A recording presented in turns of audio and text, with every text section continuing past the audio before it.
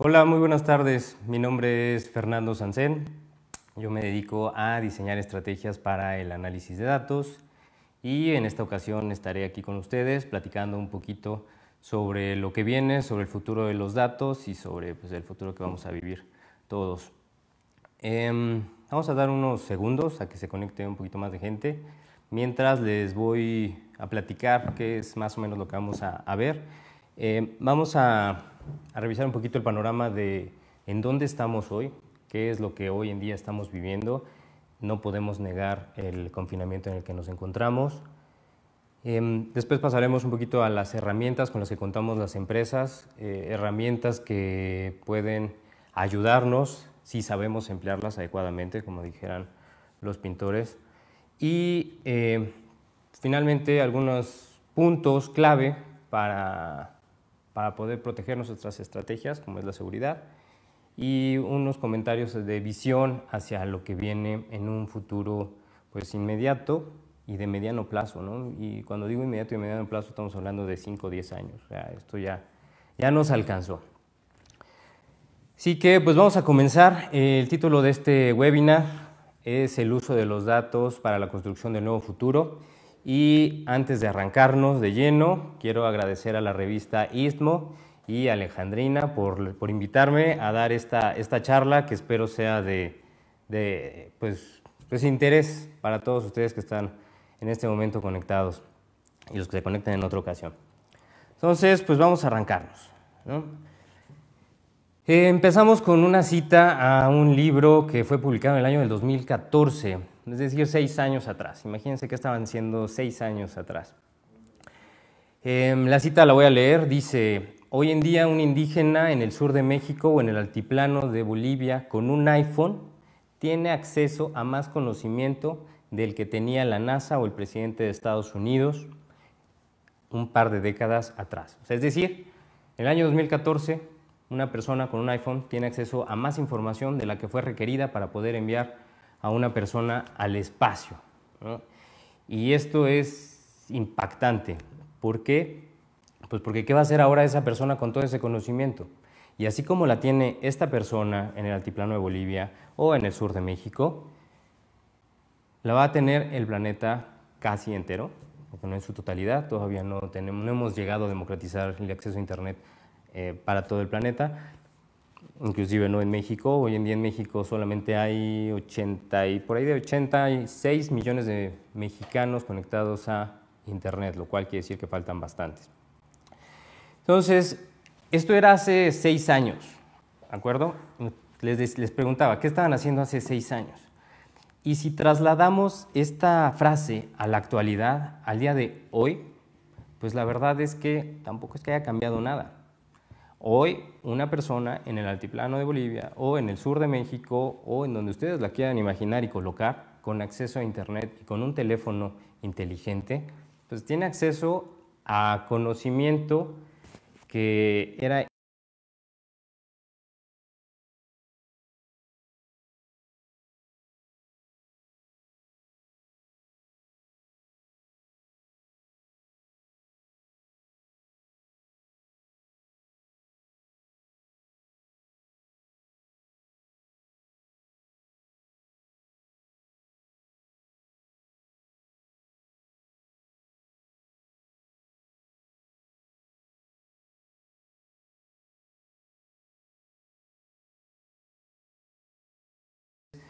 ahí es donde nos encontramos hoy en día, ahí es en donde partimos. Es una frase de un libro que me gustó mucho, es un libro de Andrés Oppenheimer, Crear o Morir, 2014, y lo que él plantea son, en su libro, 5 pilares, porque lo que él quiere es el progreso de América Latina. Bueno, todos lo queremos, ¿no?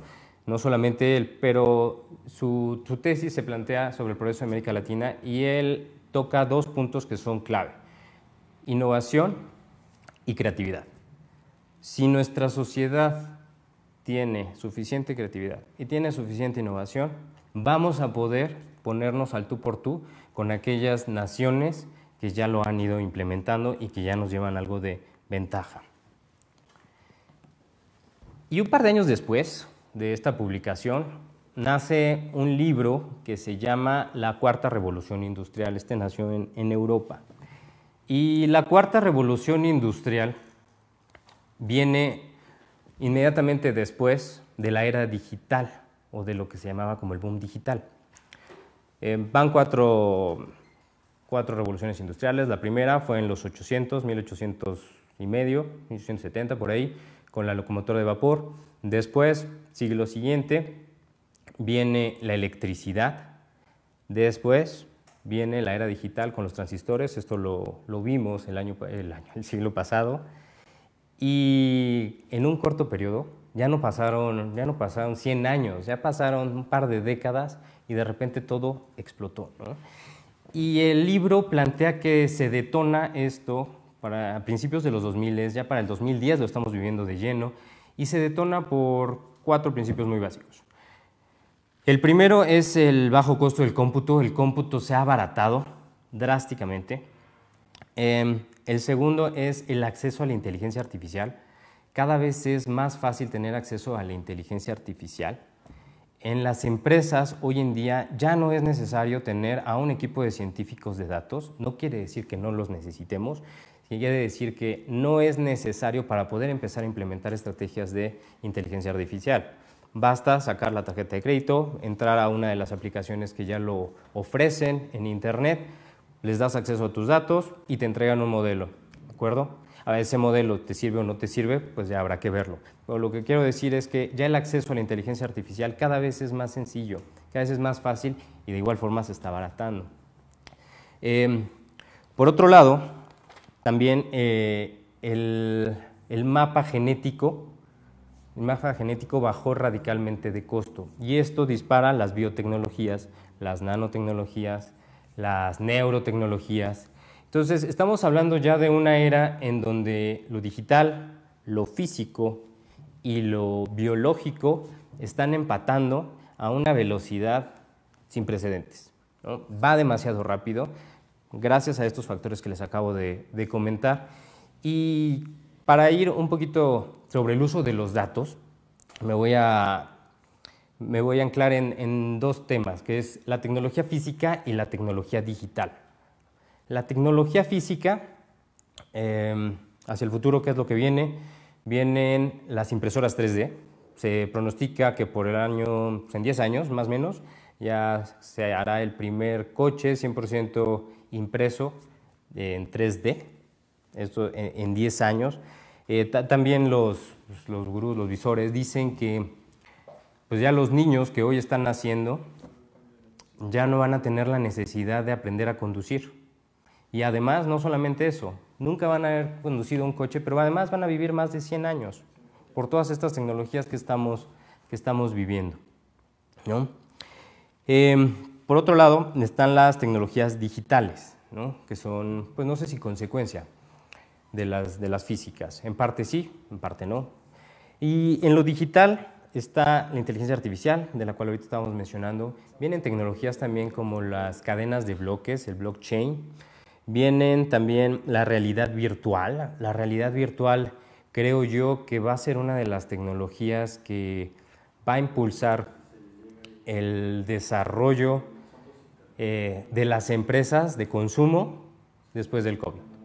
¿Ok? Y más adelante les voy a platicar el por qué lo planteo así. Y entre algunos datos curiosos que encontré, para el 2025, o sea, estamos hablando de 5 años hacia adelante. En 5 años, el 10% de todo el planeta, de las personas que habitan este planeta, habitamos este planeta, el 10%, uno de cada 10, va a utilizar ropa que se conecte directamente a Internet, ¿no? Por ahí, ¿cuántos no tienen sobrinos o primos que ya conectan sus tenis con un USB para poderlos cargar y para que puedan sacar lucecitas, ¿no? Otro dato curioso, el 5% de los productos de consumo ya van a ser impresos con tecnología 3D, esto también está fuerte. Y el otro no tan grato, que creo que debería de ser uno de los retos del mundo, es que solo el 90% del planeta va a tener acceso a Internet, ¿no? Quiere decir que todavía hay una brecha del 10% que las naciones deben de cubrir y que cada país tiene que empezar a hacer pues su chamba. En términos de datos, en esta cuarta revolución industrial surgen algunos términos, la inteligencia artificial, un término que ya venía jalándose desde los 70s del siglo pasado, pero también nace el tema de Big Data, nace el tema de Thick Data y nace el IoT, ¿no? El IoT siendo esta tecnología que conecta a todos los dispositivos, que conecta a los dispositivos que tenemos en casa, que conecta nuestro dispositivo en casa con nuestro coche, que conecta nuestro dispositivo, ya sea el reloj, con el teléfono, con la computadora, con lo que ustedes quieran pensar, ¿no? Ya empieza a conectarse todo, con la lavadora, con la licuadora, con el refrigerador, con el microondas, con la televisión, todo empieza a interconectarse, el Internet de las cosas. Thick Data es un término que se crea porque los datos son fríos y entonces en los datos se esconden pues, los sentimientos, podría decirse, ¿no? Si yo leo los comentarios que me puedan hacer a mí mis consumidores, mis clientes, o inclusive que pudieran hacer mis compañeros de trabajo o que pudieran escribirme en las redes, si yo tomo esos comentarios y los analizo con pura técnica de data, voy a empezar a perder el sentimiento. Por ejemplo, un sarcasmo. Un sarcasmo no es posible identificarlo, al menos no al día de hoy, o aún no conozco yo la solución que lo pueda hacer. Entonces, Thick Data no es que se enfoque en el sarcasmo, sino más bien trata de encontrar la experiencia que los datos no pueden mostrar, porque los datos pues, son fríos, son duros, y el Thick Data se va un poquito más allá. Ahora, Big Data. Big Data, en conjunto con otra herramienta, conocido como Business Intelligence o inteligencia de negocios, ahora ya se llama Analytics, Advanced Analytics, también lo pudiéramos ver. Big Data y Analytics son dos herramientas que las empresas debemos emplear, y digo debemos porque es para allá, ahí es donde está el futuro. Tenemos que utilizarlos, pero los tenemos que utilizar de forma estratégica, de forma inteligente, de forma íntegra dentro de nuestras empresas. Son tecnologías que no son nuevas, ya tienen algunos años en el mercado. Analytics, es más, si nos vamos a lo más primitivo de Analytics, pues nos iríamos hasta un Lotus de la década pasada y Lotus hacía Analytics, ¿no? O nos vamos más atrás y agarramos un Abaco y un Abaco hace Analytics en su forma pura o definición. Pero ¿qué significan estas dos herramientas? ¿Cómo podemos emplear estas dos herramientas? Primero, para aquellos que no están tan familiarizados con el término de Big Data. Big Data es una tecnología que surge cuando viene esta explosión de datos, ¿no? Cuando ya hay datos por todos lados y las máquinas ya no son capaces de procesar esta cantidad de datos. Las máquinas ya se quedan cortas. Entonces empiezan a generar modelos matemáticos, porque de ahí surge de un doctor matemático. Surge un modelo en el cual pues, vamos a compartir este trabajo, este esfuerzo de procesamiento de cómputo entre distintas máquinas. Entonces generamos un cerebro, ponemos a distintas máquinas a orquestar y a trabajar y le damos trabajo, ¿va? Ese es Big Data. Big Data surge también de 3 Vs, ¿no? Uno, la primera es el volumen. Big Data en sus inicios, al menos, hoy en día puede que ya no, estaba hecho para altos volúmenes de datos. ¿Qué es altos volúmenes de datos? ¿Cuántos datos necesito para yo poder decir que necesito Big Data? No importa, porque a lo mejor no tienes los volúmenes de datos, pero tienes la segunda B, que es la variedad. ¿Qué es la variedad de datos? Antes, pues los datos eran pues, alfanuméricos, palabras, números,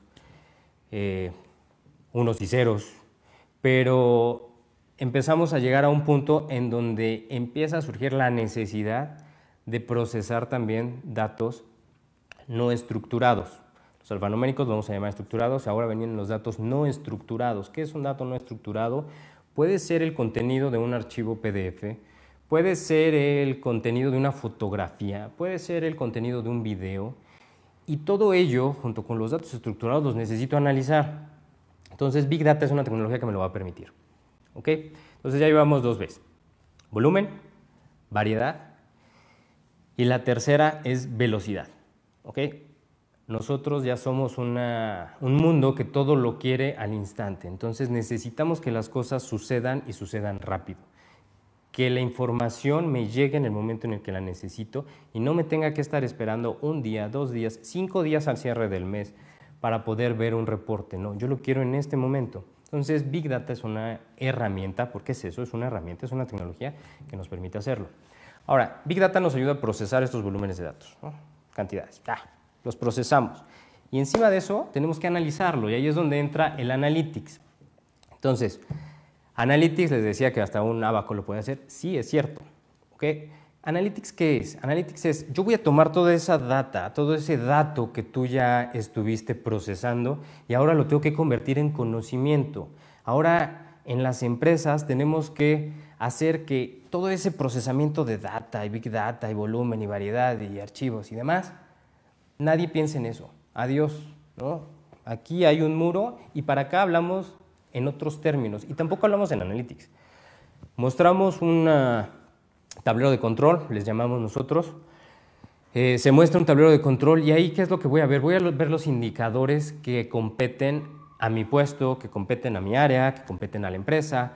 Esos indicadores que me van a ayudar a tomar las decisiones. Y ahí es en donde voy a empezar a entender cómo se está comportando la empresa. Y ese es un gran reto porque tenemos que pasar de los altos volúmenes de datos. Imagínense, no sé en dónde se encuentran ahorita, pero imagínense que donde estén, de repente les cae una tonelada de Legos, así, de piezas Lego, de todos los tamaños, colores y sabores. Y les digo yo, ahora ordénalas, ¿no? Ahora dime cuál es el beneficio de tener esas piezas de Lego en tu casa. Y claro, pueden salir algunas ideas, pero hay que empezar a trabajarlo, ¿no? Entonces, Analytics, ¿qué es? Ya tengo mi barco en Lego, ya tengo mi figura en Lego. Ese es Analytics. ¿Tengo que pensar en las piezas de Lego? No. Veo un barco, veo una figura, ¿ok? Y entonces ahí es donde tenemos un gran reto las empresas para poder sacar un mejor provecho de los datos, porque si bien podemos tener al equipo que lo hace muy bien, sacan los datos, los procesan de maravilla, lo hacen en tiempo real, ya lo tiene mi gente y ahora mi gente no lo sabe utilizar, no sabe analizarlo, no sabe ni siquiera qué quería, no sabe ni qué datos pedir o qué información, ¿no? Entonces hay ahí un gap que tenemos que librar. Y por eso es que Big Data y Analytics solamente son herramientas que tenemos que alinear hacia una estrategia, ¿no? Una estrategia de nuestra empresa. Y aquí otro tema importante es que los datos, sí, ayudan. Sí, hay muchos casos de éxito de empresas que han sabido utilizar los datos, ¿ok? Yo tengo volúmenes de datos y entonces los analizo, genero productos que mis clientes quieren y necesitan, y esos productos me generan más datos, y esos más datos me generan otra vez el insight para generar nuevos productos, y así me la voy llevando, ¿no? Suena muy bien, es muy utópico. Y la verdad es que puede funcionar, pero eso no es sostenible. Y no es sostenible porque las empresas muchas veces nos cegamos y no estamos viendo más allá. El dato hoy en día se considera como un activo de las empresas. Y si es un activo de las empresas, entonces también va a tender a depreciarse. ¿Cuánto tiempo yo le puedo sacar valor a ese dato? Y en cuánto tiempo ya no me va a ser útil ese dato. Y la otra que es clave y muy relevante hoy en día, ¿qué tan dueño soy yo de ese dato? Es decir, ¿comparto la propiedad de ese dato con el usuario? ¿El usuario es el dueño en realidad del dato y me tiene que dar el permiso? ¿O yo soy el dueño del dato y yo lo puedo vender además, puedo monetizar ese dato, ¿no? Entonces, ahí hay líneas y detalles que a veces se nos van y que en estas ganas de poder llevar el dato hacia toda la organización, de democratizarlo, de permearlo en toda la organización, pues les entregamos a todos los datos, pero no vamos alineados a una estrategia, ¿no? Entonces hay que pensar en esto, pensemos en que los datos también van a perder su valor al tiempo y por lo tanto pues tendremos que ir por más datos y recolectar y demás, ¿no? Son estrategias que tenemos que estar moviendo tiempo con tiempo. Y esto nos lleva al hoy, ¿no? Hoy estamos viviendo el COVID, hoy prendemos las noticias y van a hablar del COVID.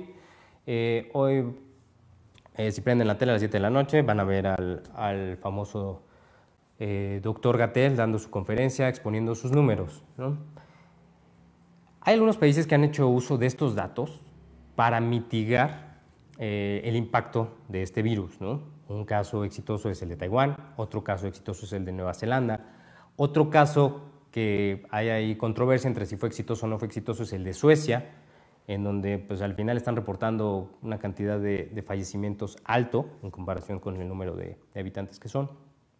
Está Estados Unidos. Todos ellos hicieron uso del dato, de aplicaciones para poder rastrear a quienes estaban infectados, para poder notificar a los que estaban alrededor o los que habían convivido con estas personas.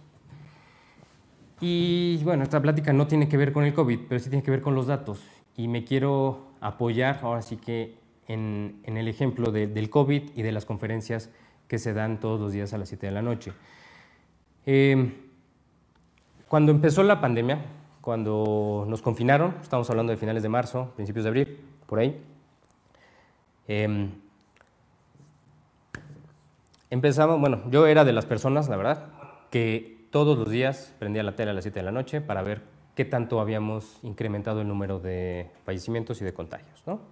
Y al día siguiente veías las noticias y las noticias, o los periódicos, o artículos, periodistas, la fuente que ustedes quieran, siempre contraponían lo que habían dicho en la conferencia de prensa, ¿no?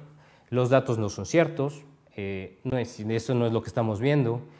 Si hoy nos vamos a alguna funeraria, puede que esta esté saturada, ¿no? Es más, si abrimos las noticias nos van a decir que están saturadas las funerarias, que no se dan abasto.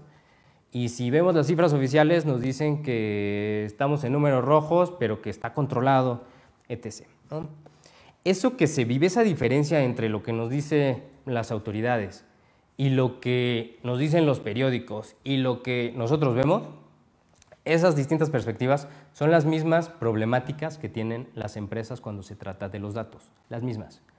Llegan a una reunión y son casos reales y que trabajamos y que día a día los vemos y que para eso estamos, para tratar de bajarlos, de alinear a todo el mundo, pero llegamos a las reuniones y está el equipo de ventas y el equipo de ventas puede decir, oye, yo estoy llegando a la meta, yo llevo mi avance, estamos a 9 de junio y tengo que cerrar el Q con mi meta del año al 50% y hoy voy al 48%, ¿no? Y seguramente si vamos con sus prospectos y le decimos, oye, ¿de verdad estás a punto de cerrar? ¿Tu legal ya ha avanzado todo esto? Pues probablemente tengamos otra versión. Y si vamos con el de finanzas y le decimos, oye, finanzas, vamos a estas metas de ventas que se habían proyectado para el año, seguramente el de finanzas nos va a decir, yo solamente he facturado tanto, ¿no? Son distintas perspectivas. No quiere decir que alguien esté mal y no quiere decir que alguien esté bien. Más bien dicho es cómo vemos el vaso, ¿no? Medio lleno, medio vacío.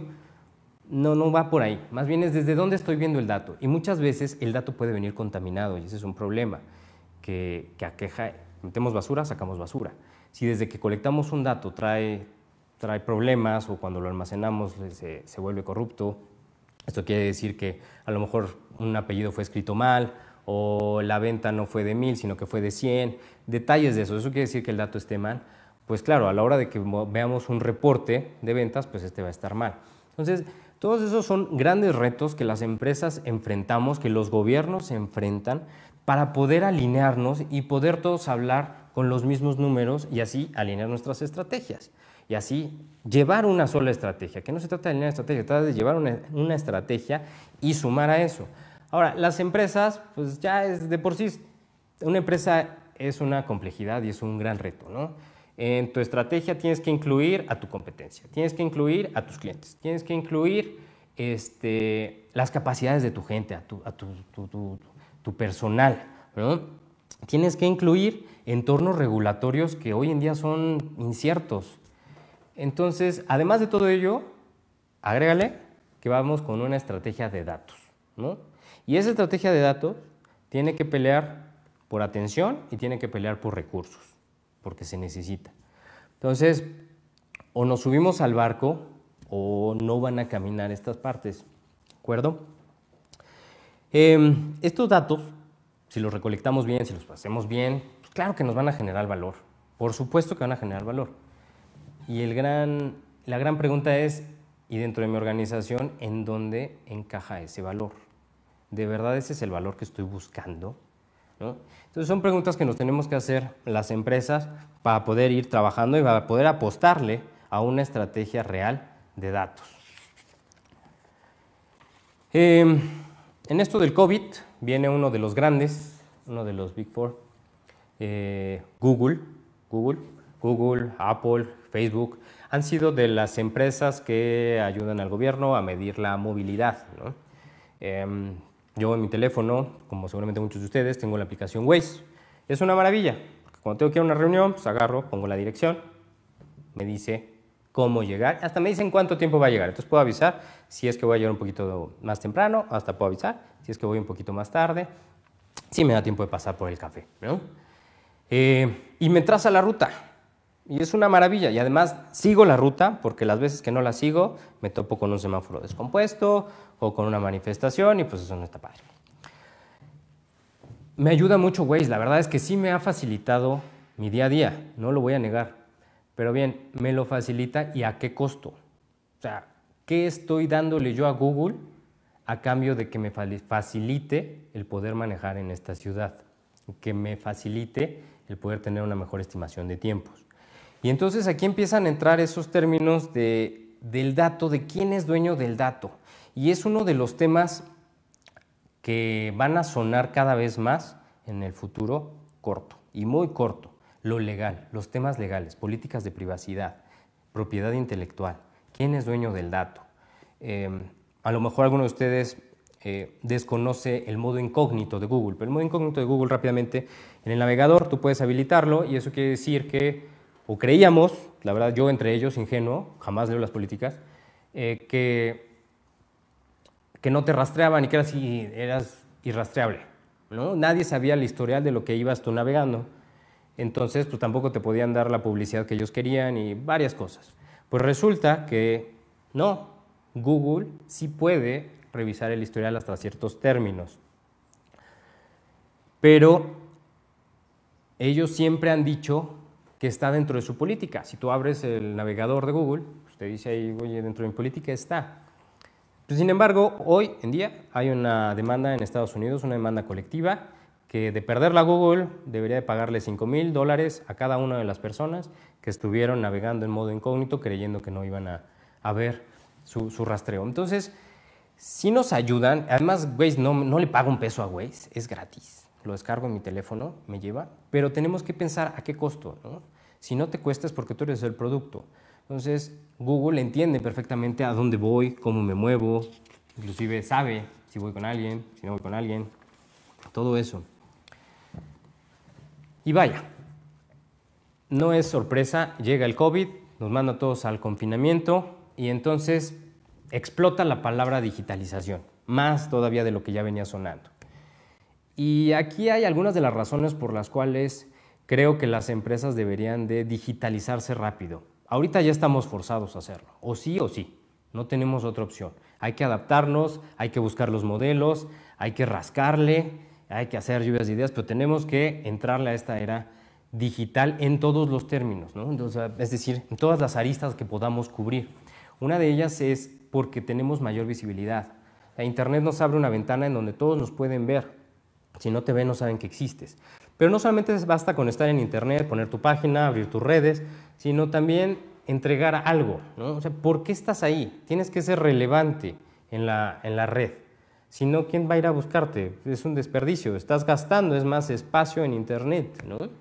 Estás contaminando incluso. Eso ya se llama contaminación porque también estás ocupando espacio y pues ese espacio genera electricidad y esa electricidad contamina, si así lo queremos ver.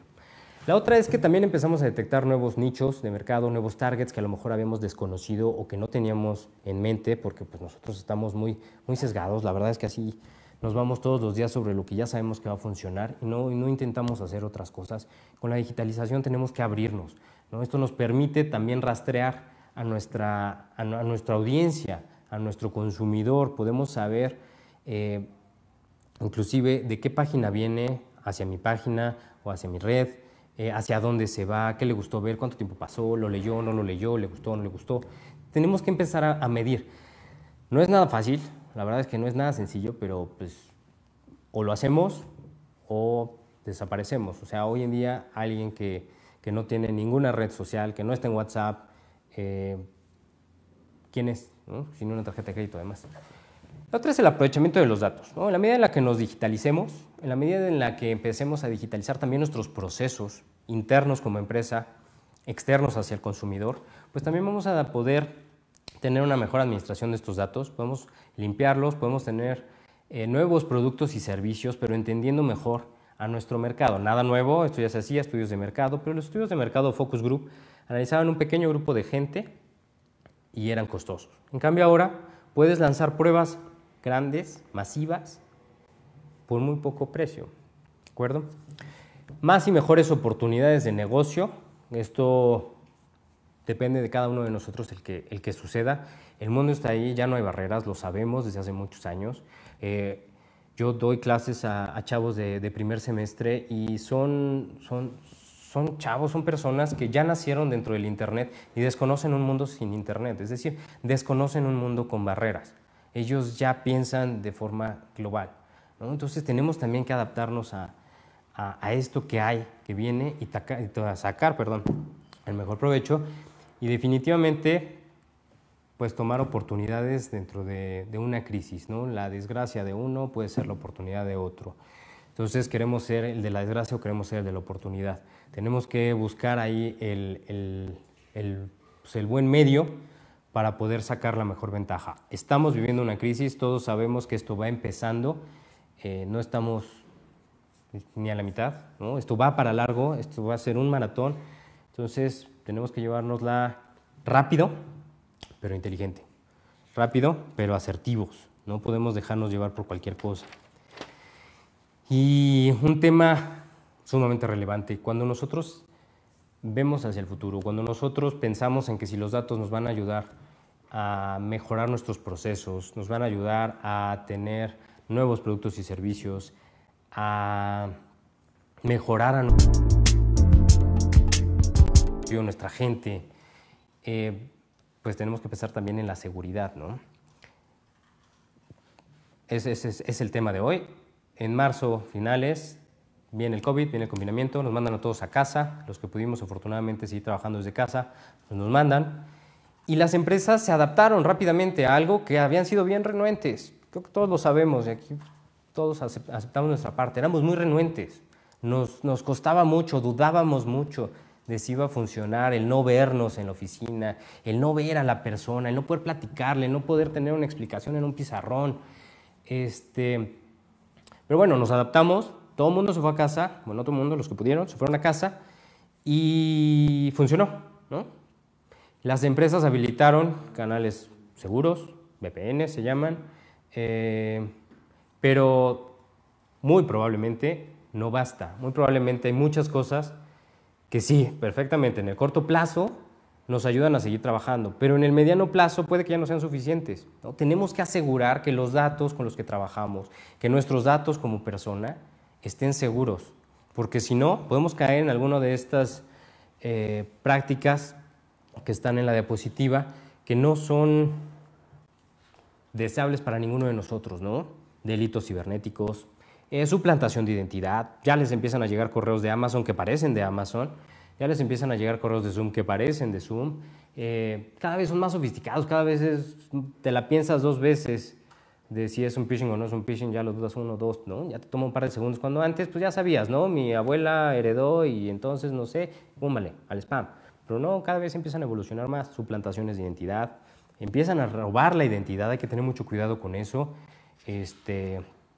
No, yo tuve hurtaron algunas de mis credenciales y tarjetas, pero sin embargo dejaron la cartera y pues la verdad es que sí me dio miedo y entonces pues ahora sí que con cierta frecuencia me meto al buró de crédito a ver si no hay alguien que esté aplicando para un crédito o una tarjeta de crédito.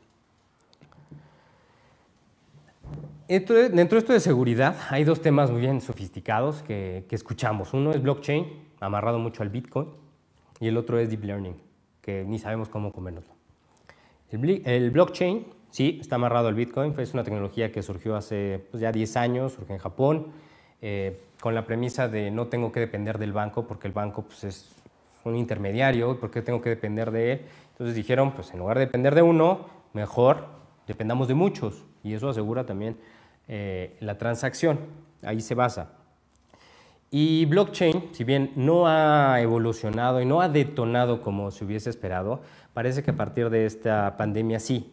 Y quien está utilizándolo, empleándolo bastante es el sector médico, porque a través de cadenas de bloques si distribuimos toda la información entre todas nuestras plantas, pues sabemos perfectamente en todo momento qué materiales, qué productos hay en cada una de las bodegas, ¿no?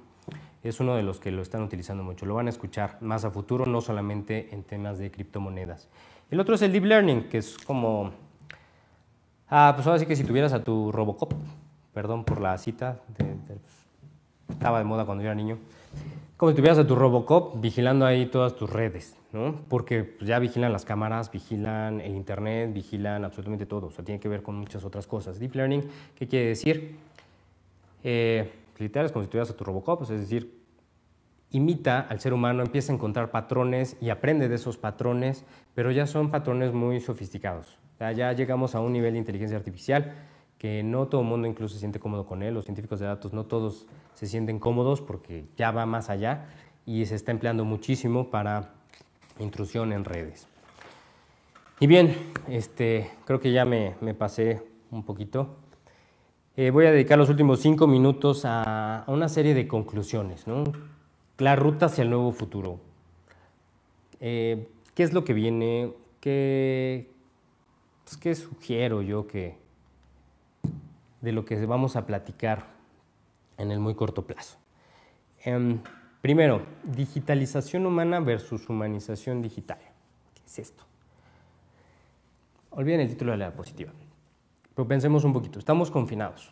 Eso quiere decir que estamos alejados del contacto con nuestros otros seres queridos, ¿no? Pues algunos tenemos seres queridos en casa, pero con otros seres queridos, con nuestros amigos, con nuestros compañeros de trabajo, con nuestra familia, hasta con los vecinos, ¿no? Uno no quiere compartir el elevador con el vecino. Aquellas empresas que logren comunicar humanamente sus productos, servicios, van a ser las que mejor se empiecen a colocar después de esta pandemia. Porque va a haber una gran necesidad de afecto, de cercanía, de sentirnos apapachados. Entonces, aquellas empresas que logren darle ese giro, que logren humanizarse, así lo podemos decir, sus productos, sus servicios y sobre todo su mensaje, su comunicación, se van a empezar a colocar y van a empezar a ser las favoritas. Ya lo verán. Tenemos que cuidarnos nosotros mucho, afuera en la calle, pero también tenemos que empezar a cuidar la información que hay en nuestros teléfonos y la información que hay en nuestras computadoras y la información que regalamos, ¿de acuerdo? Una foto que se toma en un grupo y se comparte en otros 3 grupos y a su vez, ¿quién es dueño de esa foto? ¿Quién dio el consentimiento, no? Hay países en donde ya empieza a haber demandas precisamente por la toma de fotos, porque los niños, pues ahora ya son adultos y ahora reclaman que por qué sus fotos están en N cantidad de lugares. Pero más allá de esta parte humana, sí hay que prestar atención y también entender que la seguridad es una inversión que se tiene que hacer si no queremos que nos cueste el doble o hasta el triple. Otro muy relevante es que México está sumamente rezagado en términos de desarrollo de nuevas compañías tecnológicas, si así lo queremos ver. Hay un término que se llama las compañías unicornio. Las compañías unicornio es un término mundial, se le conoce así a aquellas empresas nuevas que son valuadas por encima del $1 billón. México tiene 0, ¿sale? Es más, América Latina, a excepción de Brasil, solamente tiene 2 en Colombia. Entonces, tenemos que innovar, tenemos que ser creativos y para innovar necesitamos una red de seguridad. Necesitamos que nuestro gobierno y nosotros, empresarios, empecemos a tejer una red de seguridad para que las empresas empiecen a arriesgar y podamos empezar a innovar, podemos empezar a sacar productos, porque el talento existe, lo sabemos. Lo único que hacen falta pues, son las oportunidades. Pero las oportunidades pues tampoco son de gratis, hay que buscarlas. Entonces, antes había una secretaría que impulsaba esto de una forma muy rara, la verdad, pero no, sin basarnos en ellos, tenemos que hacer nosotros nuestro trabajo y sí tenemos que generar esta red segura, seamos creativos en pensar en qué es esa red segura. La verdad es que tampoco lo tengo muy claro, pero sí es algo que permita generar aplicaciones, probar. México es un país tan rico, tan extenso, que aquí probar un producto es como probarlo en más de la mitad del planeta, ¿no? Si funciona aquí, díganme en dónde pudiera no funcionar. Otra es, tenemos que darle acceso a Internet, digitalizar ahora sí que al mundo entero, ¿no? Pero digitalizar al mundo entero quiere decir que también tenemos que ser conscientes de las necesidades digitales de cada una de las regiones. No es lo mismo digitalizar a una comunidad en la selva lacandona que digitalizar a una comunidad al norte del país, ¿no? Son cosas diferentes, orografías diferentes, tecnologías seguramente que también son diferentes de implementar, personas diferentes con necesidades diferentes. Entonces, esto de la digitalización de las regiones pues va más allá de solamente darles un celular y órale, arráncate, ¿no? Sino que tenemos que ser más sofisticados en esta parte, pensarlo de una forma más inteligente. Por último, el ciudadano digital, ¿no? Lo quiero mencionar porque es un caso de éxito que a mí me encantó, me fascinó. Lo escuché ya hace algunos años y es el caso de Estonia. Estonia es un país digitalizado, ¿no? Estonia, el gobierno de Estonia pone al servicio de todo su pueblo, que son 1.3 millones de estonianos, pero pone de forma digital, a través de Internet, pueden acceder a 4.000 servicios, 4.000 distintos servicios, todos los que se puedan imaginar, ahí están. Pueden votar incluso desde su aplicación en el teléfono celular. Ni se digan la banca y los trámites y todo lo demás. Es sencillo. Pero además de eso, un europeo puede aplicar a Estonia, ser ciudadano digital de Estonia, es más, ser ciudadano de Estonia y pagar impuestos en Estonia y tener una empresa en Estonia. ¿Ok? Habrá que ver ahí cuáles son los impuestos a pagar en cada uno de los países y ver si conviene, pero de que ya se puede, ¿no? Entonces, eso fue hace 5 años, estamos hablando de hace 5 años, quiere decir que sí se puede y tenemos que hacerlo a la de ya. Y bueno, pues muchísimas gracias a todos por la atención, por el tiempo en esta tarde que probablemente vuelva a llover, igual que llovió el día de ayer, muy a gusto por cierto. Y pues vamos a dar paso a una breve sesión de preguntas y respuestas.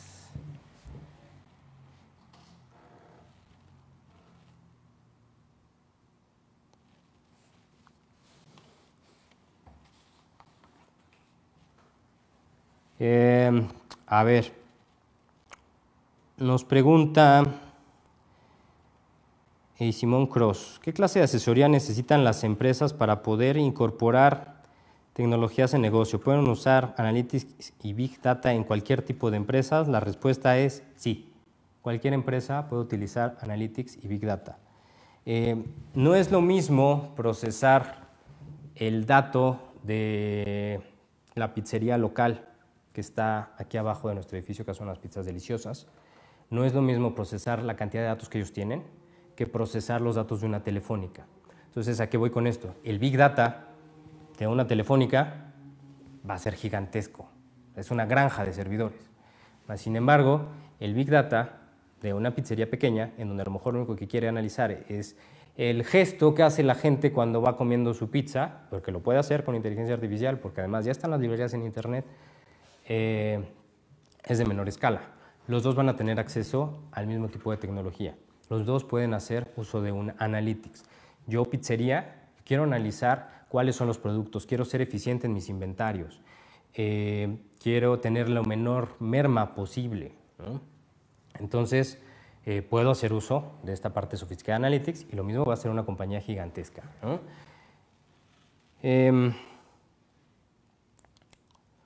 Otra pregunta. ¿Qué tipo de empresas usan estos datos? Bueno, pues los datos, ahora sí que los van recopilando pues las empresas. Las empresas son las que van generando lo que necesitan, que puede ser las ventas, ¿no? Si yo soy un supermercado, pues ¿qué es lo que voy a tener como datos? Pues voy a tener, por ejemplo, el número de tarjeta de crédito con el que pagó o si pagó en efectivo. Cada uno de los SKUs de los productos que compró, pero además puedo cruzar ese SKU con todo el inventario que tengo, ¿ok? es la parte del sell-out que tienen los supermercados, y también está la parte del sell-in. ¿A quién le tengo que comprar más producto? ¿De acuerdo? Al que me vende los yogurts, ya quedé en desabasto de los productos de higiene y limpieza. Entonces, cada empresa es la que va a ir generando sus datos. ¿Cómo aproximamos estas tecnologías a empresas medias y pequeñas? Mira, lo pregunta Rigo Sáenz. Rigo, esta parte de Analytics, les decía, no es nuevo, ¿no? Hay una historia muy breve que les cuento rapidísimo. Estamos hablando de casi 20 años, una tintorería local funcionaba muy bien, era el señor Don Juanito, llegabas, dabas tu ropa, recogías, nada nuevo, ¿no? Nada diferente a cómo operaba una tintorería. Pero un día le aparece al lado una franquicia, entonces es la tintorería familiar y local versus una franquicia grande, ¿no? Y le quita todo el mercado. Lo que hizo este señor, y hizo Analytics, que agarró su libreta y se puso a hablarle a los clientes y les preguntó, oye, ¿por qué ya no vienes? ¿Por qué estás yendo al de al lado? Y la gente empezó a contestarle la razón. Y además les preguntaba, ¿qué puedo hacer yo que no esté haciendo el de al lado para que te regreses conmigo? Así, directo. Era una llamada telefónica. Y entonces el señor descubrió que lo que quería la gente en ese momento era que le llevaran la ropa. Compró una camionetita, subió la ropa y hizo entregas a domicilio y colectas a domicilio. ¿A qué voy yo con esto? Que cualquier empresa puede hacer Analytics, cualquiera, ¿no? Hay empresas que empiezan a surgir a partir de Analytics y se van a lo físico. No sé si han escuchado ahora ya las cocinas virtuales, ¿no? Esas surgen a partir del Analytics. Entonces yo pongo mi cocina, ¿ok? Tu franquicia o tú quien quieras vienes, me enseñas a cocinar tus productos, me das la receta, yo los cocino y los voy y los vendo, ¿no? Los entrego, más bien los genero, pero más ni siquiera me encargo yo de comprarlos, perdón, de venderlos, sino hay una aplicación que los va a vender, hay otra empresa que los va a repartir y yo simplemente me encargo de producirlos. Esto va a todos los grandes niveles. Juan Carlos, el beneficio monetario versus el costo de implementación de Big Data y Analytics, ¿cómo lo mides? Esta es una excelentísima pregunta, Juanca. Y es compleja la respuesta. La verdad es que no es tan sencillo medirlo. Uno, porque necesitamos ver el ROI de la inversión en todos los ámbitos de una estrategia de Big Data y de Analytics. Son herramientas, como les mencionaba. Entonces, no solamente es la herramienta, ¿cuánto voy a tener que invertir en la gente? La gente está preparada, mi gente está preparada para poder volverse en una empresa que se conduce a partir de análisis de datos. ¿Estamos preparados para ello o no? Porque si no lo estamos, entonces tenemos que empezar por también contratar a la gente correcta, capacitar a la gente que ya está y traernos a la gente que va a hacer esos detalles finos sobre nuestra estrategia analítica de datos. A veces es inteligencia artificial, a veces es ciencia de datos. Y tenemos que tener una meta clara, ¿no? Hacia dónde vamos a dirigir nuestro proyecto. Entonces, hacia dónde lo vayamos a dirigir, ¿cuál es el beneficio que esperamos de ese proyecto? ¿Es económico o lo que estamos buscando es masificar algún producto? ¿Necesitamos utilidad? Entonces, si no es tan sencilla la respuesta, la verdad es que no la tengo, son demasiados los aspectos que juegan ahí, pero espero haberte podido dar una idea. ¿Qué porcentaje hay entre empresas nacionales con las transnacionales que usan Big Data? Mira, Eduardo pregunta esto. Empresas transnacionales quiere decir que pues ya operan en muchos lugares del planeta, por lo tanto tienen cierto volumen, por lo tanto facturan de cierto monto hacia arriba y muy probablemente hay una estrategia de Big Data dentro de su empresa, ¿no?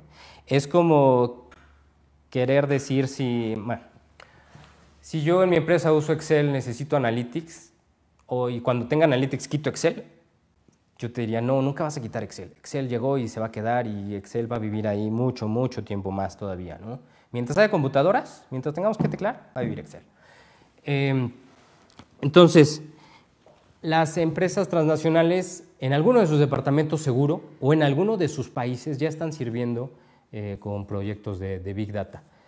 Las empresas nacionales que empiezan a hacer uso de Big Data, como te podrás imaginar, son empresas grandes aún, pero esto está democratizado. O sea, de verdad los costos de Big Data ya son muy bajos. En cuestión de una hora, un par de horas, podemos habilitar una infraestructura de Big Data en la nube que tú quieras, en Amazon, en Azure o en Google, cualquiera de esas u otras que hay. Es muy sencillo, entonces está cada vez al alcance. La pregunta es, ¿necesitas ahorita Big Data o por dónde empiezas en tu estrategia? Pero una estadística así contundente, la verdad es que no la tengo. Jessica Mier, ¿consideras que la red de LinkedIn es el camino correcto para ofrecer mis servicios en ayudar a la conservación? Inmuebles de administración de casas en Cuernavaca, aún si no viven aquí los dueños. Yo te digo sí, pero necesitas encontrar la forma en la cual analizar LinkedIn. A veces es a mano, no lo dudes. O sea, a veces sí es meterte a la red y empezar a buscar personas, bajar y en tu Excel empezar a talacharle. Hay técnicas que se llaman scrapping, que lo que hacen es justamente barrer páginas de internet, ya sean de noticias, ya sean, en tu caso, de inmuebles, de lo que se puedan imaginar. O sea, el chiste es ir y leer todo, y una vez que lo lees, lo bajas, y una vez que lo bajas ya lo tienes tú, y ahora sí te pones a estudiarlo, ¿no? A lo mejor podrías hacer o buscar la forma de hacer algo similar con LinkedIn. Pero la respuesta es sí. Si ahí está tu gente, pues es porque ahí puedes hacer algo, ¿no? Robert Cortese, ¿consideras que el uso de los datos puede propiciar a una mejora de los servicios públicos? ¿Crees que México está preparado para ello? Sí, definitivamente. México está preparado para ello y para muchísimas cosas más. Y por supuesto que el uso de los datos puede propiciar una mejora de los servicios públicos y de todos, ¿no? En mi casa, su casa, tengo que levantar un reporte a la Comisión de Aguas. Pero para levantar un reporte a la Comisión de Aguas en esta época de confinamiento, resulta que la mayoría de las oficinas de la Comisión de Aguas están cerradas. Entonces, si quiero hacer mi reporte, tengo que ir físicamente y presentarme en una de las únicas 2 oficinas que hay en toda la Ciudad de México abiertas a hacerlo. Esto me parece absurdo, completamente absurdo. Debería de ser tan sencillo levantar un reporte como entrar a internet o incluso levantar el teléfono todavía y comunicarme, que ya no somos una generación que quiera comunicarse, pero debería ser así de fácil, ¿no? Por supuesto que lo podemos hacer. Te invito a que investigues un poquito más del tema de Estonia. Está súper interesante. La verdad es que le salió muy bien. Estamos hablando de 5 años atrás. Estamos hablando de un pueblo pequeño, bueno, un país más bien pequeño. 3 millones de habitantes, 4,000 servicios. O sea, y ellos lo hicieron y lo hicieron bastante bien. Ahí se puede hacer absolutamente todo. La otra es que, profundizando un poquito más en tu pregunta, la tecnología de blockchain, una de los usos que se le empieza a dar es el de habilitar credenciales digitales, ¿no? Que tú ya te puedas identificar, autenticar dentro de la red, dentro de internet, como quién eres tú, ¿no? Como si fuera tu IFE. Entonces, eso va a ayudar mucho a que puedas tú hacer más trámites, ¿no? A que sepan que en realidad eres tú quien lo está haciendo, ¿no? La tecnología ahí está, es cuestión también de administrarla, ¿no? Es uno de los grandes problemas. Creemos que la tecnología llegó, nos va a solucionar muchas cosas, pero a veces ocasiona muchos problemas porque, pues, como sociedad, como seres humanos, en ocasiones no estamos preparados para estos brincos tan abruptos que de repente la tecnología nos da y se puede hacer un mal uso de ello, ¿no? La historia lo ha dictado. Híjole, hay una pregunta complicada. Germán Araujo, ¿qué criterios éticos se deben considerar en el uso y aplicación del Big Data en la empresa? Germán, así que ahora que vuelva a haber cerveza, creo que ya empezó la producción, pero pues ahora que las empiecen a vender, nos tomamos un par y platicamos largo y tendido sobre esto. Todos los que te puedas imaginar, ¿no? ¿Qué problemas éticos se deben considerar en el uso y aplicación del Big Data en las empresas? Como les decía, ¿quién es el dueño en realidad del dato? ¿Y hasta qué punto yo, usuario, estoy enterado de qué vas a hacer tú Google, tú Apple, tú Facebook, con mi dato, ¿no? Hoy en día vemos 83 millones de mexicanos con una cuenta en Facebook, ¿no? ¿Cuántos de ustedes conocen gente que no tenga cuenta en Facebook? Pues ahorita me vienen a la mente 2, o sea, bien poquitos, ¿no? Estamos hablando de 83 de los 86.5 millones de mexicanos que tienen un teléfono con datos, ¿no? Entonces, las posibilidades de hacer un buen uso o un mal uso con tus datos son ínfimas. Y ahí viene la gran disyuntiva entre qué es lo bueno y lo malo, ¿no? ¿Qué considero yo que es bueno para mí, pero que el de al lado ya no considera bueno? Y entonces está súper complicado, la verdad. Muy interesante. Me apasiona esa parte de quién es el dueño. También la otra es la propiedad intelectual. Por ejemplo, en el blockchain, uno de los temas que traemos en la pregunta anterior, uno de los grandes problemas es justamente la propiedad intelectual. Blockchain lo que hace es que son cadenas de bloques y los bloques se dispersan por todos lados, ¿ok? Y todos los bloques contienen la misma información. Entonces, cuando tú quieres validar, vas y les preguntas a varios bloques y te dicen, ah, sí soy yo, sí está bien lo que te están diciendo, ah, bueno, pues valido y pum. Cuando esos bloques empiezan a existir en distintos países, empieza a haber problemas de cómo manejar ese dato, ¿no? ¿Quién es el dueño de ese dato? ¿Por qué tú eres el dueño de ese dato? ¿Cómo vas a transmitir ese dato? Y estamos hablando de un país a otro país. Porque cada país pues, tiene su legislación, ¿no? Hay entiendo, leyes generales o algo así que existen, no soy abogado, pero pues, cada país lo va a ver de una forma diferente y puede dictar de forma diferente. Está el caso de Cambridge Analytica, ¿no?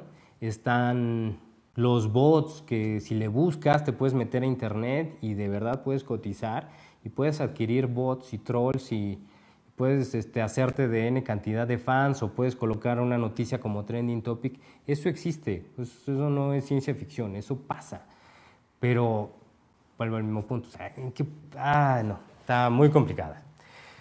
A ver si da tiempo de una última.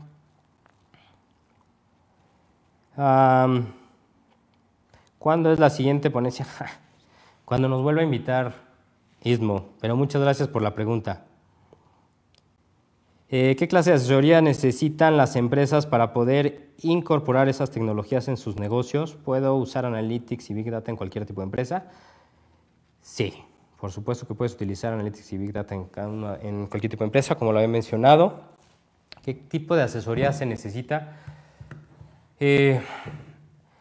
La verdad es que es una consultoría de servicios profesionales que tenga las credenciales de haber implementado ya una estrategia de datos exitosa. O sea, que llegue y te explique el punto a punto. Y estamos hablando de punto a punto desde todos los fierros que tú vas a necesitar, de que te ayude a evaluar proveedores, de que te ayude a entender los gaps que vas a tener que reducir para poder tener una muy buena estrategia de datos y hacer tu empresa analytical driven, como dicen por ahí. Que es personas, es capacitación, es educación. Inclusive, una vez que terminan estos proyectos y te entregan tu serie de tableros de control, viene una segunda fase que es adopción. ¿Cómo vamos a asegurar que la gente lo adopta? Porque además estos tableros de control que les platicaba, no es lo veo, ok, lo entiendo, palomita, check. No. Si queremos ser una empresa analítica es, ok, esta es ¿cómo se dice? La portada del libro, pum. Pero ahora soy yo el que quiere ir a buscar el dato, indagar, investigar. Entonces la gente tiene que empezar a desarrollar también ese sentido de investigación, ese sentido de ser chismoso, pero sobre el dato, ¿no? Entiéndase sobre el dato, acotándolo a lo que estamos platicando. Bueno, pues ya creo que estamos llegando al final de la sesión. De verdad, muchas gracias a todos los que se conectaron. Espero haberles dejado por ahí un par de ideas que les sean de mucha utilidad. Si por ahí quedó alguna pregunta sin resolver, de verdad, siéntanse libres de contactarme a través de mi correo, a través de mi LinkedIn o de Twitter, cualquiera de los tres. Pues ahí estaré yo contestando cualquier pregunta y cualquier inquietud que pudieran tener. Les agradezco mucho. Tengan una excelente tarde. Hasta luego.